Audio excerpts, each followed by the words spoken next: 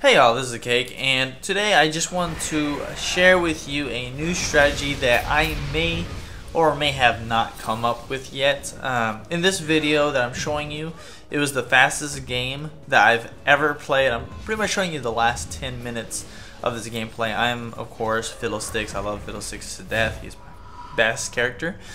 I want you to pay very close attention to the time of this game, the time it was completed, how long did it take, and notice where everyone is on the map. Notice that I am just pressing a replay of this. It was the shortest game I've ever had that was a ranked game, and I just want to share with you because let's start out with where I got the idea of calling this name Zerg Rush. So back whenever StarCraft 2 was out, I used to play that quite a bit, and we would call a Zerg Rush pretty much, if you don't know what it is, Zerglings are very fast, very mobile, and very cheap units to purchase and use. And if you don't know what that is, all you have to do is go online and do a little search or on YouTube. Anyways, these Zerglings are the fastest creatures to create, and to have a proper Zerg rush, you would pretty much rush the Zerglings in the very beginning of the game as soon as possible. Within like 5 minutes, you'll have a miniature army of little Zergs, and you would rush the opponent to hopefully destroy either half of their base or destroy it completely, while you continue to produce more minions, and you would keep sending them back, and you would win the game that way. It was called Zerg Rush. You would win the game. Even in Guild Wars 2, the same name prevails. We call them Zerg, which pretty much is a lot of players that just rush the enemy in pretty much patches, so to speak. So they call that a Zerg. I prefer Zerg Rush just because it's an older term. Now, the strategy behind Zerg Rush, you'll see in this gameplay, and it was not intentional by any means. And I'm sure this has been done in other games before, but I just don't know it. I don't know if it's been done, but it looks very promising.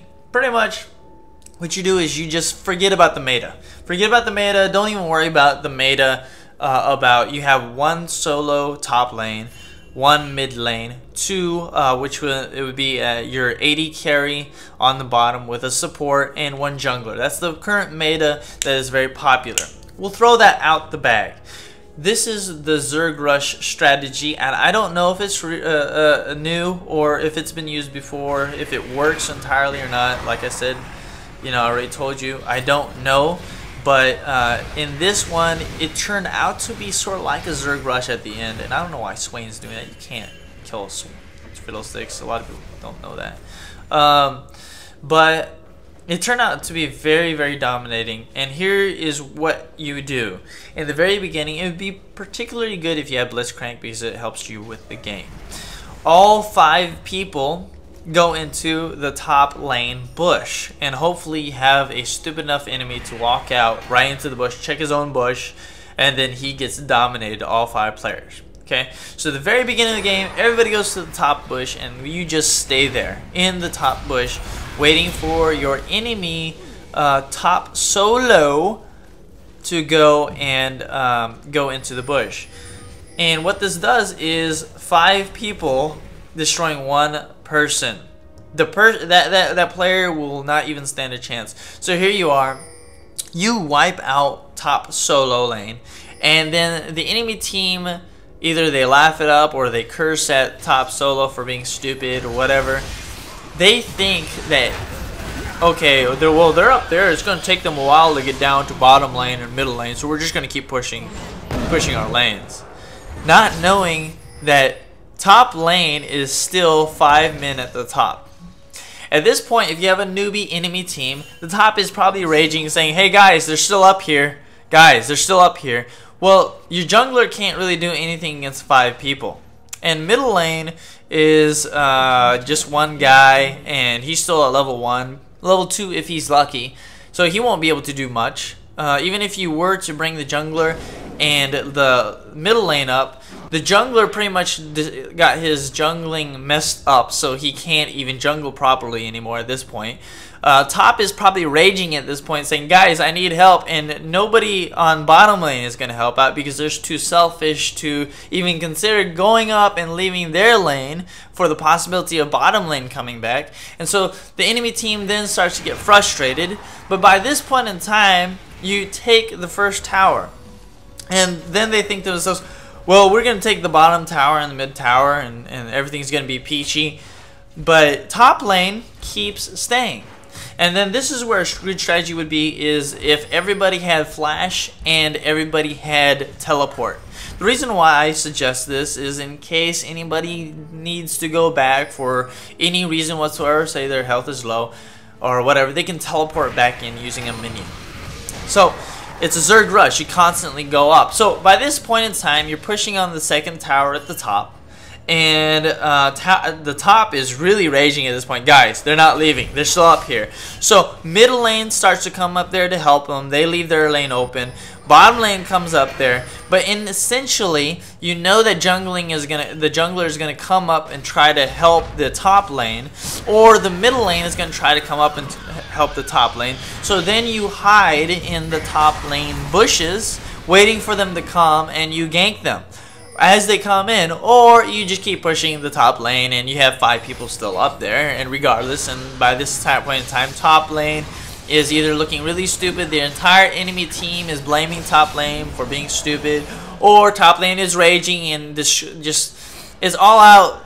Trust me, it's gonna be really hectic on the communication on the enemy team. So by this point in time, you're about to take tower 2. Jungle comes up, you easily wipe him out. Middle lane comes up, you're pretty much wiping him out, or they backtrack. Needless to say, you take tower 2. If everybody's still in good shape, this is the time where you can go back.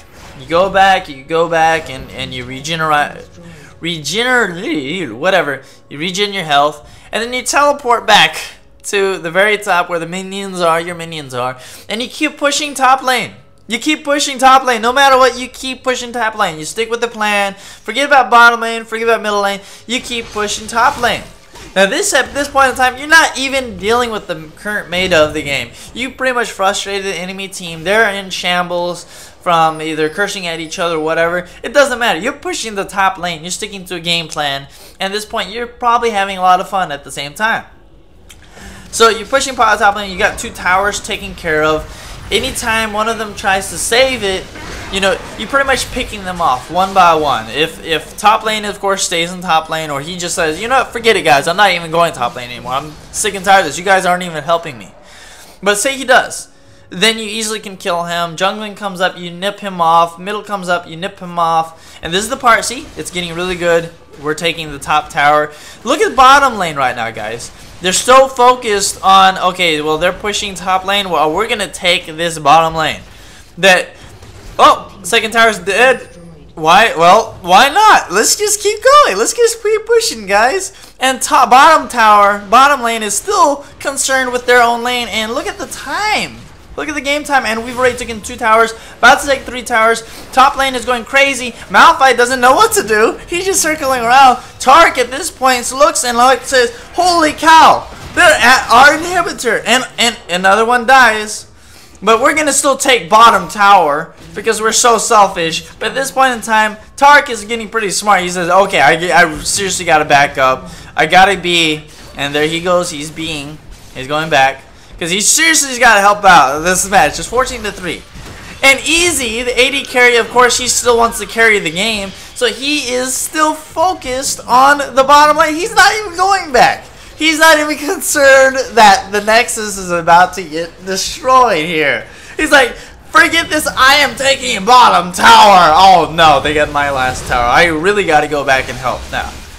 So we're like, forget it. You know what, guys? We don't even need to go back. We don't need to go back. Let's kill them all. Let's just keep going. Let's just keep pushing, guys. Yeah. I think it's so funny and Easy can't do jack squat. because he's been out of the fight for so long that we pretty much got the game beat. And it was so funny. I had such a blast, and it was the fastest game I ever played, and that's what I consider Zerg Rush. You go 5 men at the very beginning of the game, just go at the top, forget the current meta, forget everything, throw their game out of whack, then they rage. They will rage on you, they will rage on each other, their team will be in shambles. By the time they get the first tower, either bottom or mid, you'll have 2 towers taken, you'll have the gold lead, you'll have the kill lead, and you'll be able to nip them off one by one, because this is a Zerg Rush. So, I don't know if this strategy has been done before, guys, but as for me, it was a lot of fun, and if anybody wants to try it, please add me and say, hey, I want to try this, and that'd be great. But if not, go out and try it yourself. Tell me what you think, please. I would like to really know, and y'all have a wonderful day. This is the Cake. Bye.